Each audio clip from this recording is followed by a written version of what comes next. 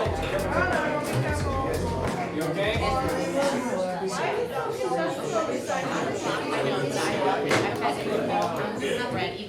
All right, good morning, everybody. Good morning, morning. We got a full house in here, full house on Zoom. Welcome, Zoom. How's everyone doing out there? You guys doing okay? Hi, Rob. Good morning, Harry. Nice to see you. Scott's out there. I see some people with their cameras on. So today, guys, we have a special guest. Rob's going to be sharing with, which is great. But we also have some people joining us from other market centers as well, from Rob's market centers. So if you see some different faces, we'll say welcome. As always, though, we're going to start with a little bit of fun, and then we're going to hand it off to Rob, and he's going to jump into his presentation. But let's start out in Zoom. If you guys are with us for the first time, or if you're not from our market center, you're like, what's going on? We're going to have a little bit of fun just to get things going with some prices right and give away a couple prizes. So make sure to participate in chat if you're on Zoom, and in here we'll be walking around and getting that. So let's welcome up Shauna. Shauna, come up here. Good morning. Okay, so how this works is Okay, I'll be in control. we're going to show you some houses within our area that has sold in the last 2 weeks, and you got to guess the purchase price. Closest to the price without going over wins a Starbucks gift card. We will actually send these to you if you guys are out there not in our area. So put your remarks on the purchase price, which you think it's sold for, in the comments, and then we'll go from there. So let's try this. Let me see the back. Where's our music? Oh, it's coming. It's coming. All right. So the first house today, On the Price is Right. on the Price is Right, is in East Palmdale. 4 bedrooms, 3 baths, built in 1995, 2,200 square feet on a 7,000 square foot lot. Nice. Clean. So let's see. What's upstairs? Bedrooms. That's it? They have a garden though, We got 656 up there, 515, 609, 525, 510, 450, 460. 470, 525, I don't know the 545, answers. 510. 550, 530, 455, Square footage. Oh, square footage is 2,200 square feet. 2,200, what was the list price?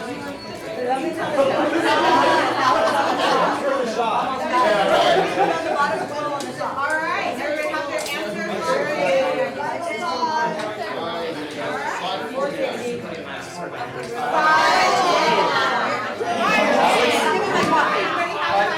510 exactly. Alex got 510. Anyone else do?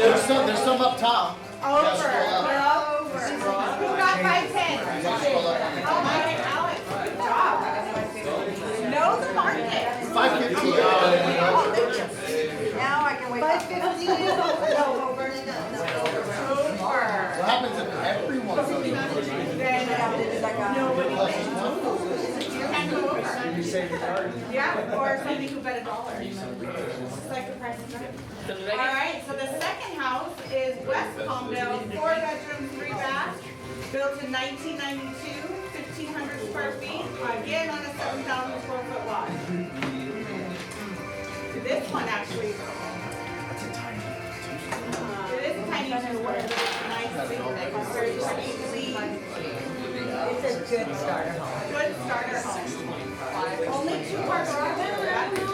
I had no garage. All right, let's get those guesses. We got 450, 550, 540, What was the last one? 539, 585, 545, 525. 525, 595, 580. Maybe 529. 550, 525, 649. I got 529. All right. Are your answers locked in? Yeah. Zoom, are we ready? Exactly what I feel on this side. Actual retail.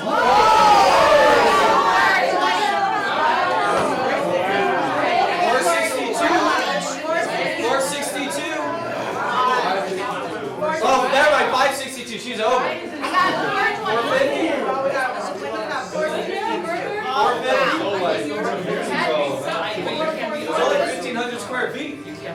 450. Wendell with the win. All right, last time, last guess, guys. Last chance. Lancaster. All right, East Lancaster. All right. Bring it in. 5 bedrooms, 4 baths, built in 2006, 3,600 square feet on a very small lot, $31, almost $7,000.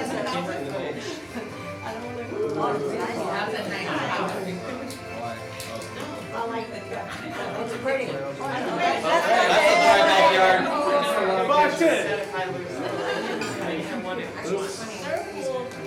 The kitchen's nice and the living room is open.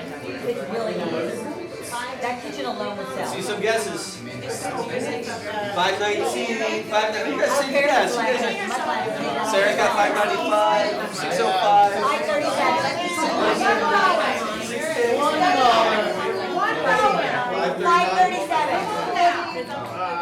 585, 525, 585. 480, 650 on Zoom. One Bitcoin.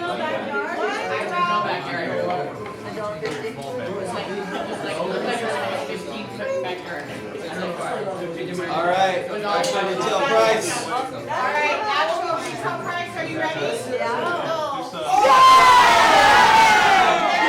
16 exactly.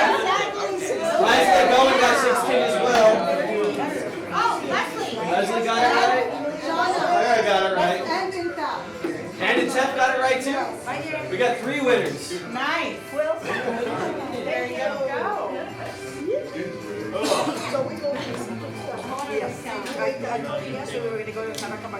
Alright, and Leslie, you guys, gift cards will be in your mailbox. And as always, thank you guys so much for all your support. It's On Track Escrow on the contract.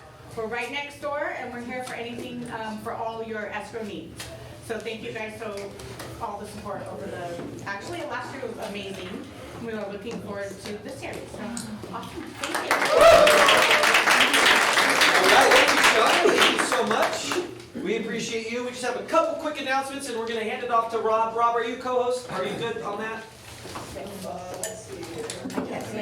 Okay, great. I'm going to crank you up on the TV so we hear you nice and well.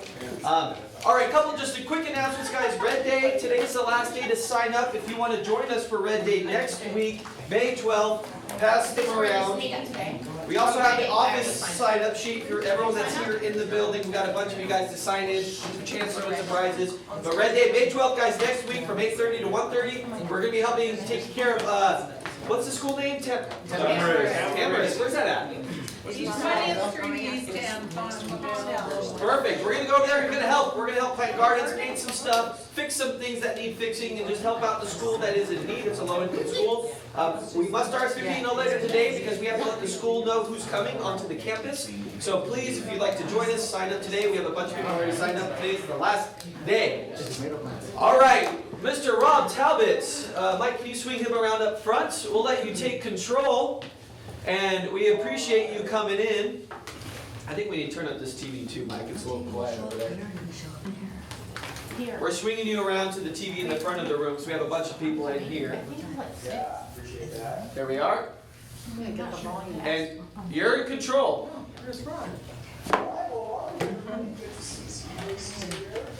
Can we turn it up a little?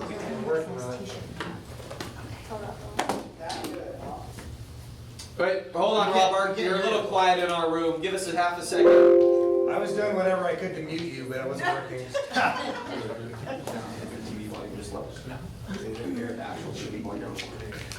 He's getting gruff.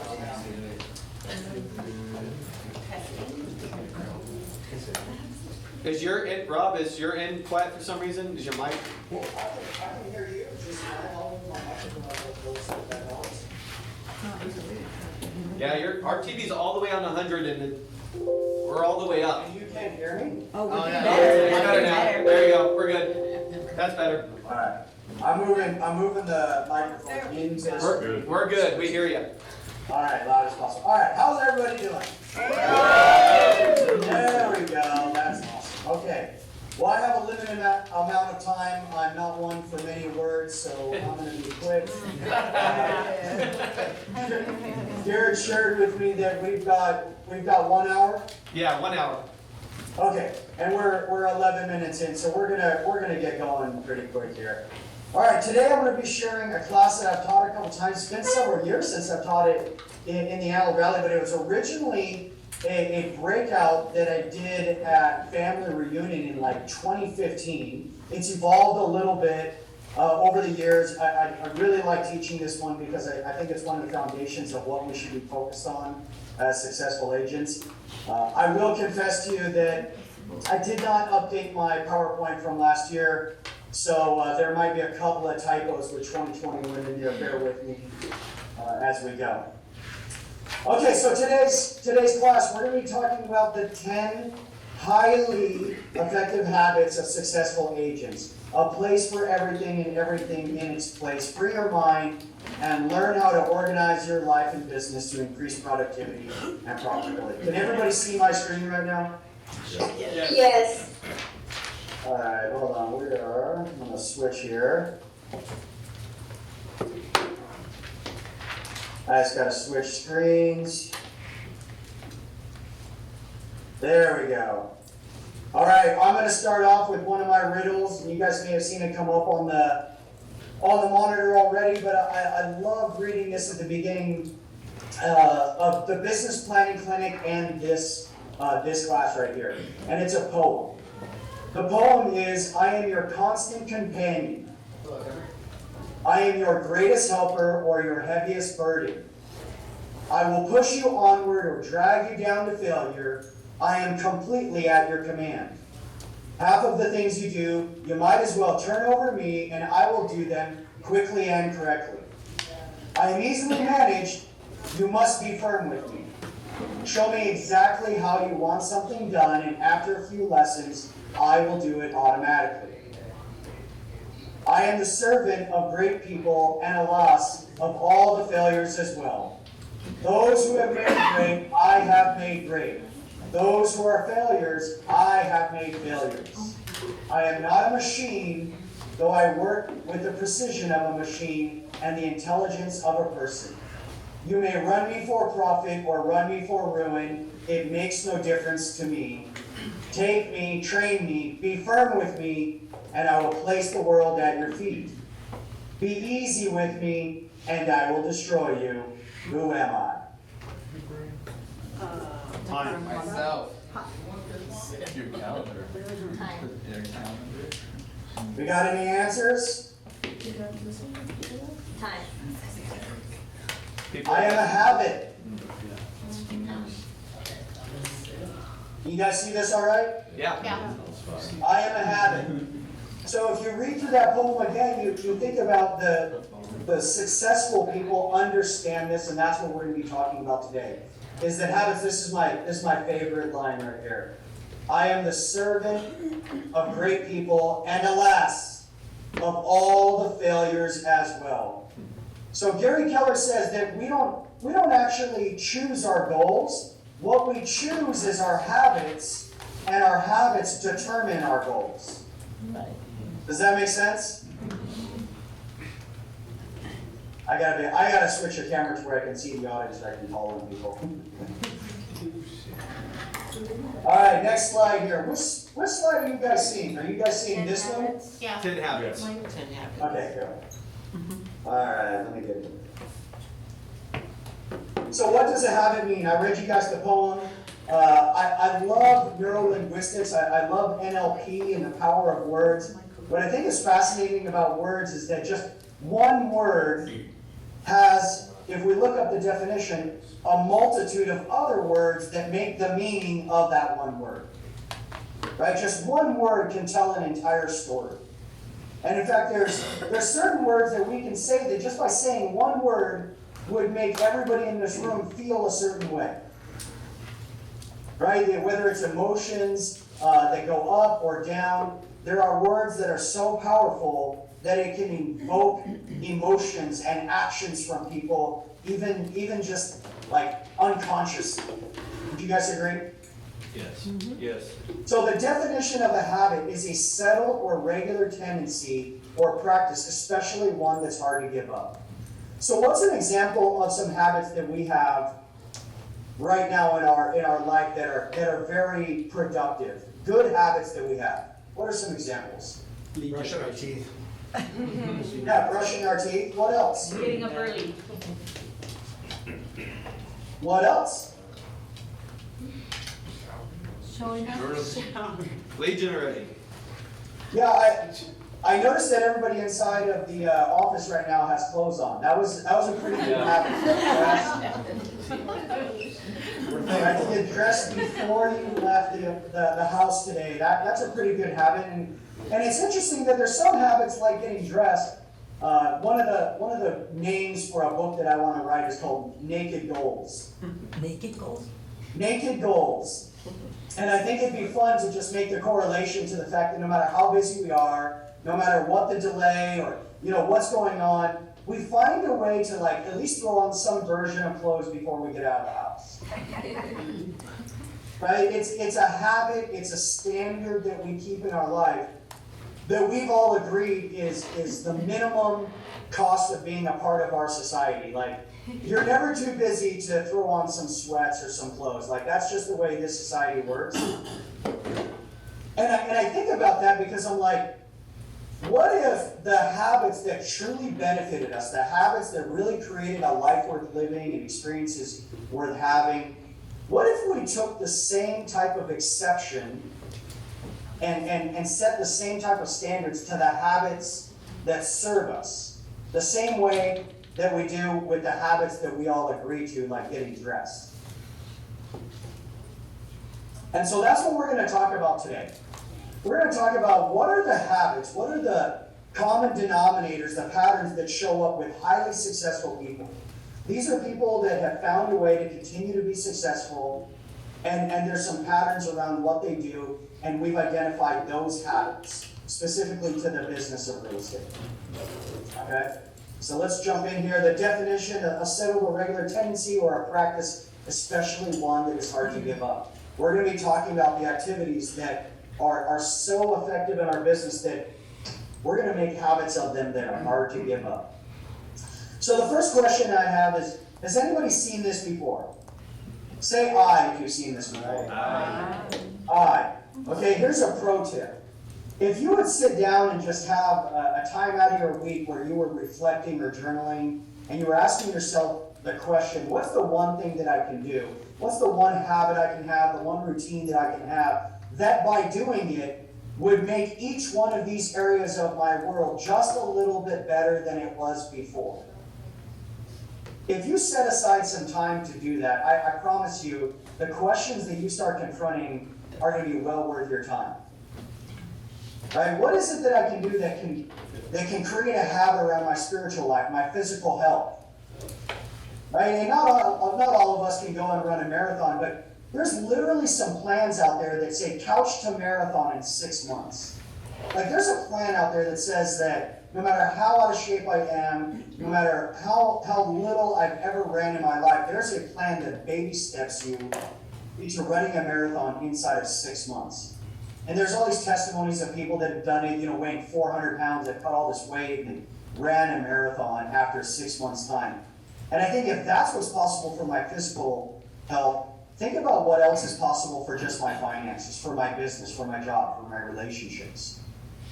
Okay, so the question is, and if you guys have notes, I want you to jot these down. There's going to be a few things that I'm going to be asking you to take notes on, not because it gives me a bonus. Garrett is paying me to do this and actually get a little more money every time you guys have an aha or participate or write something down. But that's not why I'm asking you to do it. The reason why I'm asking you to do it is because cognitively, right, there's actually data that proves that when you write something down, even if you didn't keep your notes and refer to them later, you're literally more likely to implement that thing and remember it just because you wrote it down. It's a way of learning. So I'm going to ask you to write these things down as we go along for your own sake as well. The question is, what's the one thing that I can do for each key area of my life that would make everything else easier? And what I'm gonna ask you to do is to set aside at the very minimum 30 minutes a week. If you can only do it once a week, set this time aside on Sundays. Sunday evenings, Sunday afternoons, they tend to be the best time. If you can really level up and commit to growing this year, I would encourage you to set aside 30 minutes a day. 30 minutes a day that's completely dedicated to nothing other than reflection and thinking. Anybody object to that or have questions about that? It's usually when everybody's drunk monkey jumps up and starts yelling in their ear. Not yet. Okay, we're gonna keep going here. So the 10 habits of highly successful agents. What do you guys see when you look at this? What do you guys think of? Who's a successful agent? Like, what do we think of? What makes you a successful agent? Your GCI. Yeah, GCI, that might be one of them, right? We easily look at how much money someone makes and, we look at maybe comparison and think, well, that person's making more, that's successful.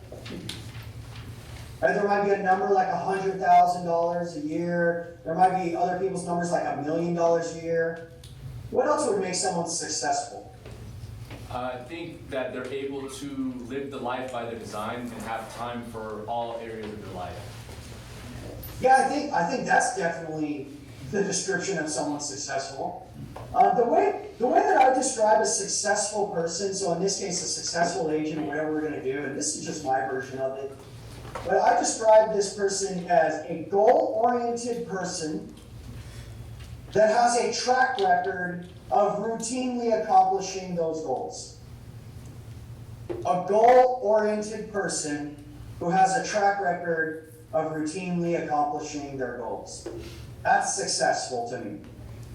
Because I think that we're all relative in what we deem to be successful in the numbers or the time or what vacation we go on.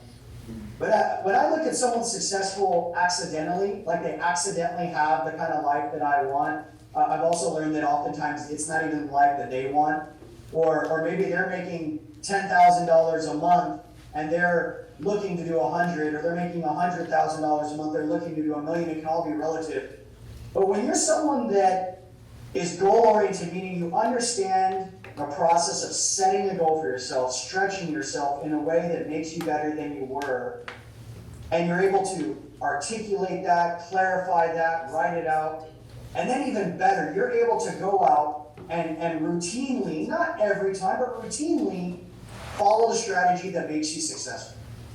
That's success to me. The numbers change. So the first habit of highly successful agents, the first one, you guys get ready, the drunk monkey's gonna yell. They start the workday early, even during lockdown. Right? You look around and I'm gonna challenge you to think that it's not even necessarily about getting up earlier or starting at 5 a.m., although there's a lot of science that says that people that do that tend to be more successful. Because I also think that there's this demographic of people that have learned how to do that at night and so on. But what we've noticed is in studying successful people, the ones that started earlier happen to be more successful. And this is what I think this is actually about.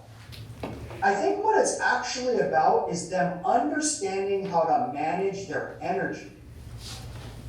When I was a team leader, when I was doing Garrett's role, I learned the hard way. You guys that know me, I have a lot of energy, I burn at both ends, and that means that I need that recharge time.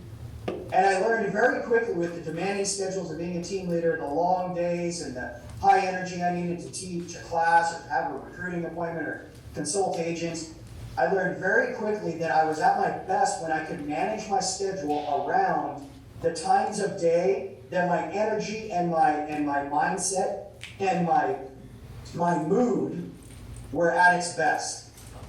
I knew that there was a time of day where I was doing things, I was in a really good mood and had really good energy, and I was using that time to do things that did not require my best energy or my best mindset or my best mood. And then later when I did need my highest level of energies, I was a little more tired and ran down. So what I think this is about is when they say starting earlier, it's a first things first.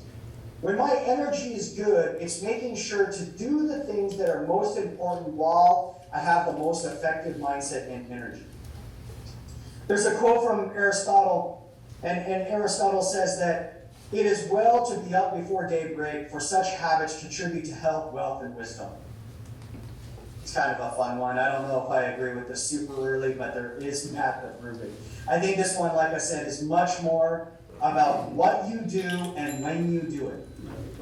So write that down. What I do and when I do it is the determiner of my success. So early to rise. We're going to do a little math here. If you were to get up 1 hour earlier, let's just play the game and say, if we were to start 1 hour earlier, if we were to be more intentional about when we do our top 20% activities, if we were to get up and start 1 hour earlier each day, you would gain 15 days in your year, just by starting 1 hour earlier. So we gain 15 days of working time back into the highest level of activities that we could do. And so let's think about that. If we gained an additional 15 days in hours in 1 year, and we use that time to focus on our big rocks, and let's just say we use that time in that 1 extra hour per day to make 20 contacts. And just for the sake of this conversation, because we're talking about real estate, there's a number of things that you could do in that 1 hour of intentionality. Because we're not actually gaining an hour in our day. What we're doing is we're giving that hour of day to the most effective activities instead of that hour a day, to an extra hour of social media or Netflix. We're just transferring it to where our energy is best onto our big rocks. So 20 contacts during that time, just for fun, is an additional 300 contacts. Now, what the math tells us is that in the MREA, they say if you were to take 300 contacts and apply a 33 touch, there's a 12-to-2 ratio of the database conversion. And who can tell me what the 12-to-2 ratio stands for? What does that mean? 12 people. Does it mean I'm sorry, go ahead. Rob, does it mean that every 12, there's two transactions per every 12? I remember Gary Keller talking about that. That's the math. And so Gary just talked about this recently in his mastermind. He said that the MREA is not, it's not theoretical. It's a documentation of what works. So when they say there's a 12-to-2 ratio, what they're saying is when they studied agents and tracked the conversion rates of agents that use the 33 touch, they found that on average, that means there were some better, some worse, but on average, for every 12 people marketed to with an effective 33 touch, you got 2 pieces of business. Right, and Rob, didn't he say also like for us to have a goal of achieving, to obtain 1,920 contacts in our database to have approximately 36 closings that year, something like that. Yeah, I mean, it's all in Ignite and 36-12-3, right? And this is again a habit here. We're playing the game average commission. Let's just play the low game here. The average commission of $4,000 net going home to you, right? With an additional 50 transactions from just making the 20 contacts every working day is $200 additional $1,000. Now, I don't know if there's anyone in this room that's still making an average of $4,000 in commissions, but let's just say you were. $200,000 is most than what most realtors make in 1 hour a day. 1 additional hour a day. So if you're making $8,000 net, you can do the math, that's $400,000. If you're making $12,000, it's then $600,000. And this is all by getting intentional 1 extra hour per day by getting to the office and starting 1 hour earlier every working day. Not every day of the week, every working day. So here's our little declaration. We say, in my world, when I get up just 1 hour earlier each day, I will generate an additional $200,000 in 2022. Here's one of my edits. Stay with me. Who likes the way that sounds? Yeah. Say aye. Hi. All All right, so I told you guys earlier, I love NLP, I love the power of words. We're gonna take this a step further. How can we make this an even more powerful statement? Well, I'm gonna edit a little bit. So instead of saying when, I'm gonna take that out. And here's our declaration. I get up just 1 hour earlier each day, I generate an additional $200,000 in 2022. You guys see the difference in the way I declare that? All right, so here's a pro tip. Here's a pro tip. Take your camera out. You finally get to look at your phone. I know everybody turned theirs off. So if you turn yours off, just get it from someone. Take a picture of this slide. All right, take a picture of this slide, and you're gonna put this into your calendar, and this is a little slide that's gonna wake you up in the morning when you have your calendar of when you start your day. This is going to be the title of your little morning, recap that you look at your goals and you're reflecting on your 411. You're going to have this little quote. I get up just 1 hour earlier. I start working just 1 hour earlier each day. I generate an additional $200,000. If you're good with that, say aye. Aye. All right. Habit number 2. And we're going quick here. Habit number 2 is the mental and physical health habit. What high performers have understood is that your mental and physical energy are connected with your success, your ability to perform. Even though in our world we're not running from point A to point B like some athletes are, we actually have a physical and mental demand on our body by what we do. Has anybody, say aye, if you finished out your day and felt like you dug ditches all day long because of the amount of counseling and consulting you did throughout your day? Say aye. Aye. Right? There's actually studies that prove that mental exhaustion can wipe your body out physically more than physical exhaustion. The mental drain from the emotional roller coasters that we go through can play havoc on your health and your physical condition. So what high performers learn is that the habit around mental and physical health is something that makes them better at even just consulting and doing their job. So the daily physical and mental health looks like is they get daily exercise. What's an example of just daily exercise? Something that I can do in a short amount of time that by doing it makes everything else easier. What's just one example? Walk your dog. Take a walk. Yeah. Who's heard of the 10,000 steps a day? I know, like, all of us have our iPhones and our watches, and I got this little ring that I wear, and this ring tells me, my heart rate and my steps for the day, and it really gamified, just making sure I got enough steps in even on the day that I didn't do anything else. Right? There's all these habits that we can do that just, before I get on a call, make sure that I'm doing 10 squats, doing 10 push-ups, just little things, right? Putting it into my calendar. Okay, affirmations and meditations. What I've learned is this part was such an underappreciated part of my day, and when I learned to prioritize it, I start off my day every day by just looking at a few declarations that I've made for myself. I call them goals, right? And just kind of focusing on that, thinking about it, giving myself that thinking time. Albert Einstein he said, that if you were to give him a problem in 1 hour to solve it, he would spend 59 minutes thinking about it and 1 minute solving the problem. And I think about in our busy worlds how much most of us deprioritize just that thinking time because we want to demonstrate like we're busy. We're doing all this stuff. We're running from point A to point B. We've got the kids. We've got everything going on in our files. What would it look like to just time block some physical thinking, some physical exercise or mental thinking time? So affirmations and meditations, laughing every day, making sure we're setting aside time, minimum weekly, if not daily, just to have fun. Go follow some Instagrams that crack you up. Go look at memes and reels that are hysterical. Make sure that you watch funny movies. Get some friends that make you laugh until you cry. I got a few of these people, I love them more than anything else in the world because they're like doctors to me. I just love being around people that can make me laugh. Get intentional about identifying who these people are and make sure that you're time blocking time with them. Right?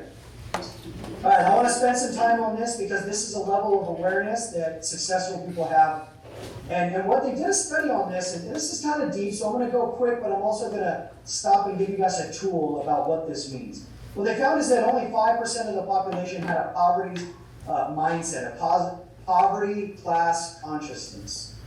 10% had a working class, 70% had a middle class consciousness, then there was an upper class consciousness, and 5% had a world class consciousness. What does it mean to have an awareness or a consciousness at one of these levels? What does that mean? Awareness of their patterns of behavior and thoughts and beliefs. Yeah, I think it's interesting. There's all kinds of different interpretations, but I think one way would be, to just kind of say what it is you believe your life should look like, an expectation. I know that there's some people that have an expectation in who it is that they date or who it is that they surround themselves with. They have standards for who their friends are. And they have a consciousness about this, an awareness around this, and that if they're not meeting those standards, they won't even date them. They won't even hang out with them because they have standards around that. And then there's also this level of awareness that says it's like our RAS is literally looking for things that other people aren't looking for. You guys heard the parable of like when you buy a new car and you go out and you buy like that white Camry and then you notice all the white Camrys in town. Yep. Right? So this is a level of awareness or consciousness that your brain, your RAS, has now become aware to. So I'm going to give you a little formula for how you have a higher level of awareness. And it's called the A to the third power formula. It's a formula for transformation. Okay, A with a little 3. So write this down. The first A stands for awareness. Okay, and awareness is simply just being aware of something. Okay, so draw a circle on your piece of paper. Everybody got a piece of paper in front of them or somewhere to take notes? Draw a circle on it. Or someone can go up to the front of the room and draw a circle. And out of that circle, I want you to draw a little slice of a pie for that represents the amount of information that if the whole circle represents everything in the world that there is to know. Everything that there is to know. And your little slice of the pie represents everything that you know out of everything that there is to know. Does that make sense? Okay, this is your awareness. This is your awareness and knowledge zone. And then you're going to draw one more slice of the pie that's just a little bit bigger. Okay, that's just a little wider than each one. And this is your awareness zone. This is what you know you don't know. We start over and draw it. Somebody draw this for us? I'm drawing a blank here in my mind. Show me the sections you want me to section out. To draw a circle Pieces of and draw pie I a need. slice of the pie. How many pieces of pie do I need? So like this. You can't even see this. I can't see see it the clearer camera. than I could have when he was just saying words. Okay, We so have then pie. we're doing it in the half, in the middle? No. What are we doing? What's the first slice? Sliver. Everything that you know, of everything there is to know. This is everything that you need to know. Everything there is. Hi, Rob. Hi. Can I get a camera angle on the classroom? Because I'm just staring at my screen. Yeah, Mike? Okay, so here we go. So we have a circle of everything there is to know in the whole wide world. Yeah. Okay, so how much of that do you know? A sliver. A little bit. Okay, let's do this little sliver. 50%. Who said 50%? That's a lot. That didn't know hardly anything, You and you don't get know the credit. point. Wait, yeah, A little smarter than a sliver. Definitely smart. I'm definitely smarter than a sliver. This is how much Amy knows. This is how much I know. No joke, it probably is about half that, like smaller. You know. You know that you know it.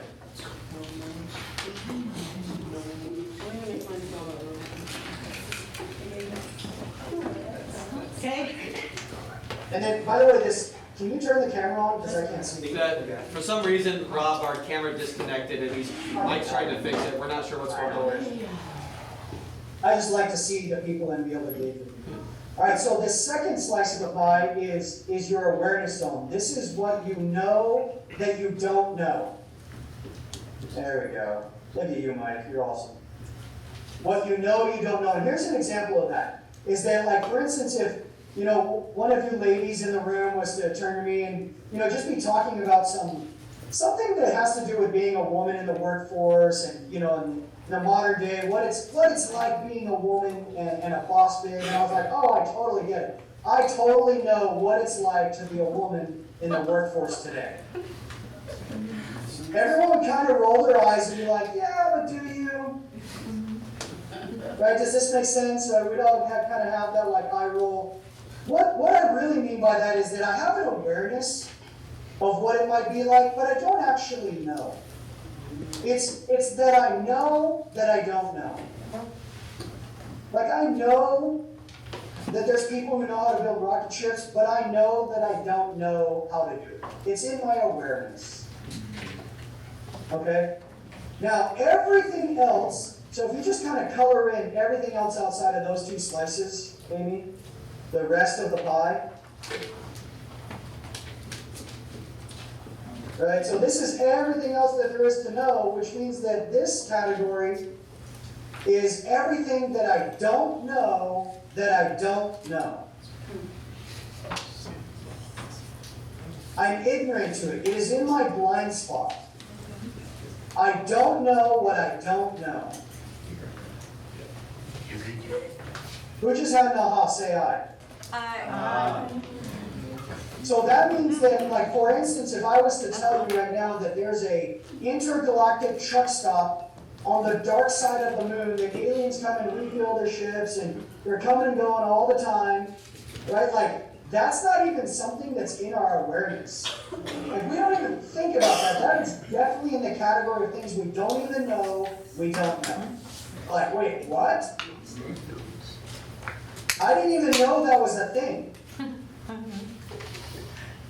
Well, here's what I'm going to tell you. Being successful, whether it's in real estate, whether it's in any type of business, in your marriages, in your relationships, most of your success, 80% of your success, is understanding what works. It's this consciousness. People who are making $1 million in real estate, making $100,000 in real estate, it's simply just what they know how to do. And it's what they look for. So successful people look for ways to be successful. And so if I'm going back to this screen now, when we talk about these consciousness, this is a level of thinking. And what that means is that 70% of the population, they think with a consciousness that keeps them in a middle-class consciousness. They're looking for ways to stay in the middle class. This is their awareness. This is what they know. This is what their dad did, so this is what they're going to do. This is their current way of thinking. And what we recognize is that highly successful people think differently. They think in a way that says, how else could I do that? How could I get better? If one person can do it, another can do it, how could I get better at this? Does that make sense? So here's the life hack to this. Remember I gave you the A to the third power? The second A stands for acceptance. So step one is just creating awareness to things. I'm going to give you a formula of how to do that. The second A stands for acceptance. Before I can take action on something, I have to accept that it's real. Meaning that I have to change my belief system. The third A stands for action. And specifically, what type of action? It's lasting action. It's a habit. It's something that I ingrain in myself, that I continuously do. So how do we create awareness? Because if I don't know that I don't know something, right? I don't even know it exists. How can I be looking for it? How can I know something that I don't even know I should be learning about? So next to awareness, I want you to draw a little dash, and I want you to write, think in possibilities. You think and listen in possibilities. Now, did I say that you have to believe everything you see and hear? No. No. What I said is that we're thinking and listening in possibilities. And what we're challenging ourselves with is, tell me more about that. Do I believe that? Right? That's interesting. Amy has a way of thinking. Tell me more. Tell me more. Right? Thinking in possibilities, just understanding and appreciating it for what it is as a possibility. And then I go to the second A, which is the acceptance. And acceptance, right, is a belief system shift. And that means that as I'm thinking in possibilities, I'm going to find pieces of evidence that either support my current belief or evidence that then sways my belief over time to a new belief, like a tipping point. And a tipping point in belief is like believing in God or falling in love. All of a sudden, another little thing happens and whoop, you have a tipping point with your belief, and now you buy into something. You accept this new idea or this new way of doing something. Right? And Amy taught me a quote. It's one of my favorite objection handlers to people that are stuck in their way of thinking. And I asked them this question. I say, has there ever been a time in your life where you thought one way, and then later, after learning something new, decided that you needed to think differently about that and you changed your mind? If you've ever had that happen, you say aye. Aye. So being successful people understand that even in their best practices, the things that are going well for them are still something that they think in possibilities. They're still looking for new forms of evidence, and they're always challenging their belief systems to make sure they're not getting stuck. So then the third A is, once I have acceptance on something, then I can take that acceptance into action. And I'm going to say, in order to have action, you need to have the bonus A, which is the fourth A, and that's accountability. So if you want to have everlasting transformation with this process, you add the fourth A of accountability. And accountability is not when someone makes you do something. Nobody can hold you accountable. That's impossible. It's just a way that we talk about things. It's an expression. Accountability is a gift that you give yourself by allowing somebody else to have a conversation with you. Holding you accountable is not something they can force. It's like falling in love or caring for someone. You have to gift it to them. Say, please hold me accountable to this process. Does that make sense? Say aye if it makes sense. Aye. All right. The next one is the lead generation habit. Rob, let me see if I understood it. Can I ask a question? Yes. So the first A is awareness. The second Yes. A is acceptance. The third Bringing in your A belief is system. action. And the fourth Yep. A is accountability. Accountability. Yep. How do we take action? Well, we have accountability if we want it to last. Right. And we have to have a decision, right? We have to decide whether we want to do that or not. Accountability. Well, believe me, if we want to change our lives, we can spend the whole day just on this slide. And here's what I'll tell you is that if you wrote this down, put this into your notes, and when you're time blocking that 30 minutes of thinking time every single day because you're a high performing, successful person, you use this as a framework of how you're looking at things. Just because you don't believe something doesn't mean you can't think in possibilities. Right? And even though you don't believe something doesn't mean that you can't be searching for evidence on it. And then when I do believe in something, when I actually change my acceptance, I believe this new thing or what, and I want to take action on it, accountability is the magic sauce to having action that lasts. That makes sense? Aye. All right, so there's a lot of rumbling here. The room just got funky even without me being in there. So if you want to know more about that, reach out to me, reach out to Amy, reach out to any of the coaches. I'm happy to do an extra call just on this because that's a pretty transformational conversation right there. Yeah. All All right, next slide here, because I gotta stay on. The third habit that highly successful agents have is they understand the lead generation habit. Now, I told you I love NLP, I love the power of words, because there's a whole story. What the hell is a lead? Like, what does that mean? We say this all the time, lead generation. I don't even know what that means anymore. Show me a lead generation. Like, what does that even mean? Treat me like a Bible.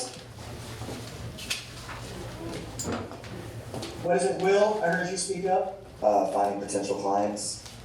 Yeah, finding potential clients, yeah. I think that's oftentimes we put this definition in our head that's not real, because remember, words tell a story. And we have a story that's associated with lead generation, and when we hear that phrase, we tell ourselves a story that sounds something like, do the thing to get business that I hate doing. Because oftentimes I hear agents talk about lead generation like with this big sigh. Like, oh, I gotta go lead generate. And I think what's happened is we told ourselves a story that the lead generation means that I have to do the thing I hate. Like, if I hate knocking on doors, that's what that means. Or I don't want to call FSBOs, but that's what that means. Lead generation is actually just a phrase for taking action on something. And I've actually never seen anybody lead generate. Like, that's not a real thing. What it is, it's when they're doing a specific activity. So I'm going to change the way that we look at this. A lead is simply just an opportunity within our scope of what we do. A lead is an opportunity. That's it. Now, generation, what that means is to literally to create, to manifest it. So we're going to change the definition of lead generation into creating opportunities.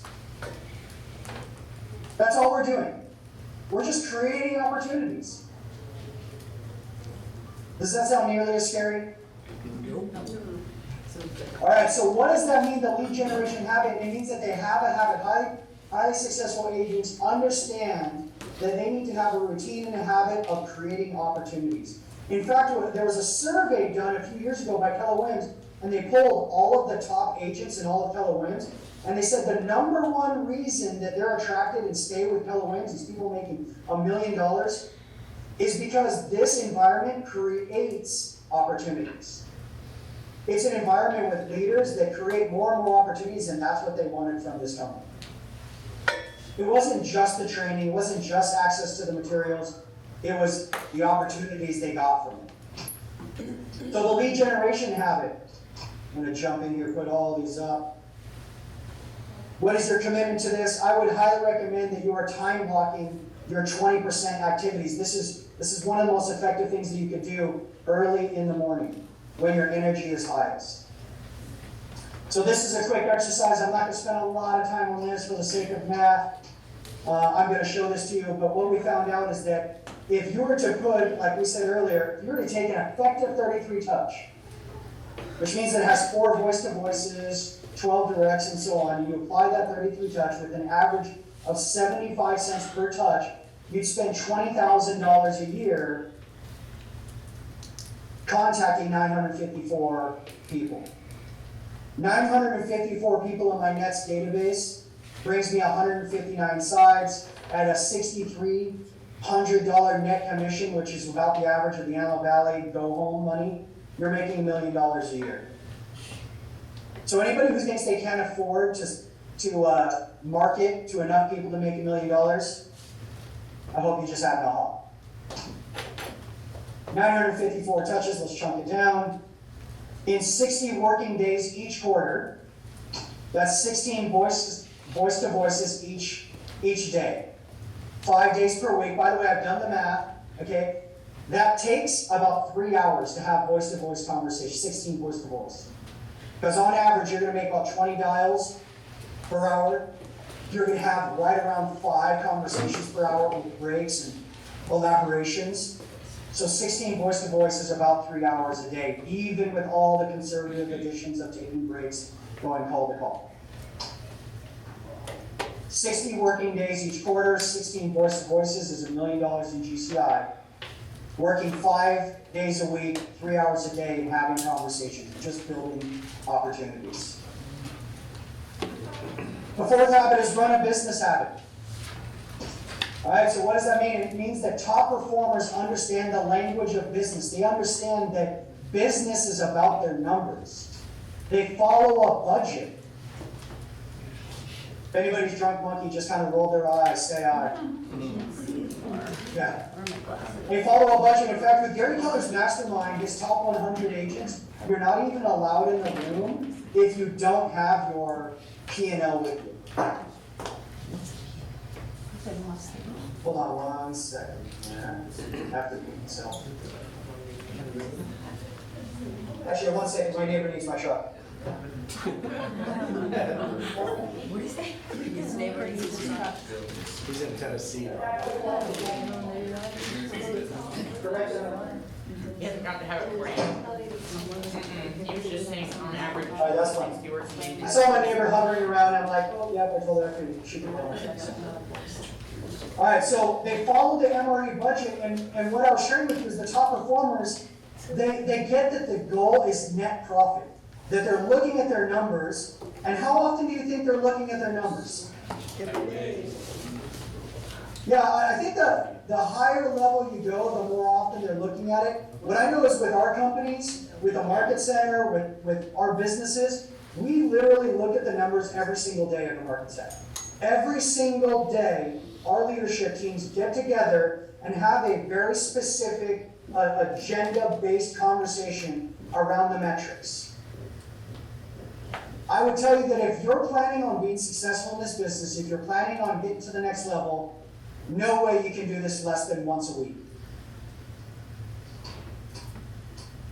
All right, I'm going to just jump to the end here. What I'll tell you is there's all kinds of great resources. Mint.com is a free bookkeeping resource. QuickBooks Online is like $30-something a month. It's amazing. If you want to spend the best money in your business, go hire a bookkeeper no matter what level of production you're at.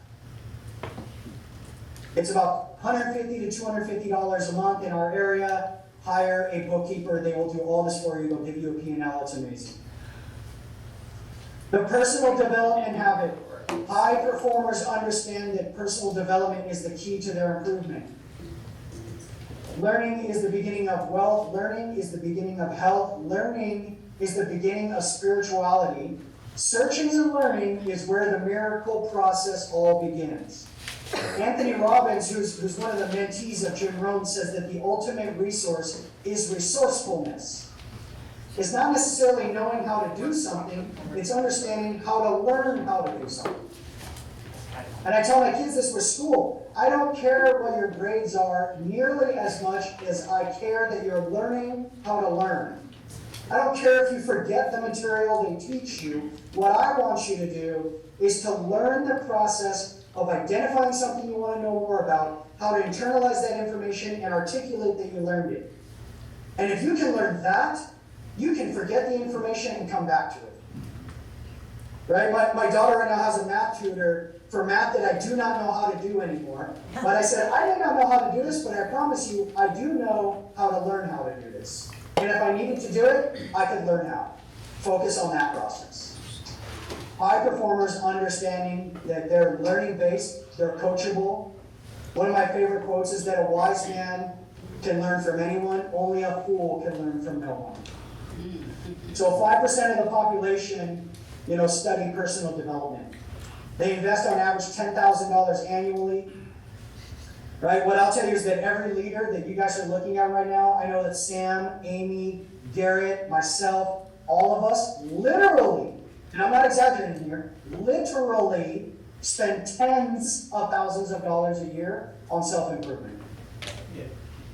Tens of thousands of dollars a year on self-improvement, between the books that we read, the immersion courses we go to, the trainings we're a part of, and the personal coaching we're involved with, tens of thousands of dollars a year in getting better as leaders.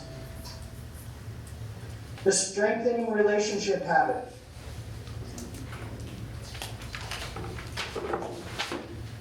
I'm going to jump in here. What top performers understand, and by the way, this was originally supposed to be an hour and a half class. I got 12 minutes taken off, and we're kind of cutting down on time, but I will pay for it. So what I What understand number is are that you on? relationship, Six. the relationship. Six? Go ahead. Are you on number 6? Yes. I'm on. Yeah, 6. Yeah, we're finishing 6 right now. I'm You gonna get them all wanna done. do, you wanna do 6 to 10 in another meeting? Yeah, I'm happy to do that. Yeah, please. Cliffhanger? What do you I can think? do that. I'll tell you Yes. what, I can do But this. in person. Yes, I think Ah, that's 6 let's to do 10. that. Can you do it in person, Rob? Yeah, Come on I can do over. it in person. I can come back and finish it and do Q&A. Yeah, I would love that actually, so that way you can do a deep dive and it's not superficial. Okay, You know let's what I do mean, this like, then. I want them to. Oh, Well, yeah. that's a background right there, but you know. Yeah. Yeah, so- Beautiful. What, Rob? I didn't hear what you just said. I said, all of you guys are so good at taking notes. Let's take ahas in our last 2 minutes here. How did you get? You gotta know what you don't know. You gotta know that you don't know. You gotta know that you don't know everything, and you gotta know how to find out how to get the information about everything. Yeah. All right, here's your action item. I'm going to give you that action item. Garrett and I will set a date in the next week or two for me to do the second part in person. Here's your action item. And we're going to have a gift card to raffle away for someone that does it. You are going to document your ahas. You're going to either write something that you got from the first half, or you're going to develop a question that you want to ask in an articulate, clearly, written way, and you're going to share it when we start off next time. Anybody who shares that thing is going to go into a raffle, and we're going to give away a gift card. Got it. We should have a reverse raffle too. Anybody who doesn't have their aha goes into a raffle and chooses a name and that person. They gotta be on the spot and give it aha. Yeah. All right, guys, I'm going to let you go for your team meeting. I know it's starting soon, so thanks for having me, and I'll see you guys in person in a week or two. Thank Thank you so much, Rob, as always. Let's see if we, it looks like we're still, is it working or no? Still no? All right, something happened with our camera. It shut off halfway through that, but that's okay. We'll go with the flow. How was that? Good. Great. So I'll get with Rob. We'll figure out when. We try to condense that down, but you lose some of the content when you condense it down. So we want to make sure we don't go there. And, hey, what's better than a cliffhanger? To be continued, right? There you go. It's like we were back watching TV when they were to be continued, and you had to wait another week to figure out what happened. The episode. New episode's coming soon. So we'll get to you guys. We'll let you know when that's happening. Guys, mark your calendars. So everyone, right now, take out your calendar for May 25th. Everyone on Zoom, I was going to let Rob know as well. May 25th. So look on that back wall over there. All those sayings. Okay. Those bold laws. Do you know who wrote those? I'm gonna say Diana Sankoski. Diana Kokoska? Who's Diana Kokoska? Number one. Do you know who Diana is? You said it right. And she did write most of those. She does a lot of, I'm gonna say bold trainings. She wrote Bold. So if you guys don't know who Diana Kokoska is, if you haven't taken Bold, she was actually she started MAPS coaching. She's was the president of MAPS coaching, started it. She's also in her first year of real estate with her 2 kids in a wagon. She walked around and knocked on doors and did 106 transactions, right? She's one of the best speakers I've ever heard, and we have her coming on Zoom for our office on May 25th. She is going to give us an hour of her time to go over mindset, and especially with the shift coming up. And do not miss it. Do not miss it. She charges a lot of money, and it's going to be at 10 o'clock, just like normal. I wasn't able to get her on a Thursday, so Tuesday or Wednesday's the day. It's the 25th on there. So please mark your calendars. Please, please, please, please do not miss Diana. We're going to fill this room. It's also going to be on Zoom, just like normal. It is one of the best speakers I have ever had the privilege to go see, and she normally charges a lot of money to go see her. So take advantage of that. We have her coming, and we're very excited. And this isn't a KW International. That this is this office. We got her coming Wow, to that's speak very to special. us. It's not like international, it's not like It's broadcast us. to everybody, it's just It's us. like I begged for like 30 straight days, and she finally said, "Okay, fine." Alright, Right? So she's coming on Zoom to teach. Mm-hmm. So mark that in. We're super excited to have her. So mark your calendars. It'll be great to go. We will see you guys next week. Thanks for hanging out with us for a few extra minutes. Garrett, do Next we week meet is at the Red Day. school? Do we meet at the school? Yes, more information will be coming. We'll let you guys know. And the week after, our own Sam Murphy is doing our 6 personal perspectives. So we'll come enjoy that as well, okay? Yes. Thank you all so much. Have a great, Thank you. great rest of your day. Yeah, I call him too.